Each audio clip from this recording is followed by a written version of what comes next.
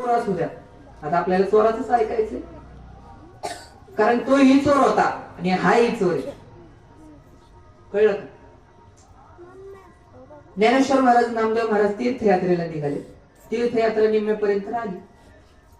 बरोबर निम्म्यापर्यंत आली. दुसऱ्या उद्या जिथं मुक्काम आहे तिथल्या गावामध्ये आदल्या दिवशीच कळतं की आपल्या गावात कोणीतरी येणार आहे. आता वारीला जरी निघालं, सासवड मध्ये असलं तर उद्या लगेच कळणार आहे बाबा परवा दिवशी आपल्या इथं येणार आहे किंवा उद्या आपल्या इथं येणार आहे, जेजुरीमध्ये येणार आहे बाबा. तसं एक त्या गावामध्ये ना हरिपाळ नावाचा चोर होता. कोण होता? हरिपाळ. पूर्वी कसं होतं, उचलेंची जात होती. उचले पूर्वी विहिरी असायच्या. विहिरी ही कुणाची? ही उचलेंची. ही कुणाची? ही ब्राह्मणांची. तसं उचले असे लोक होते पूर्वी. ते नावानेही उचले, कामानेही उचलेच.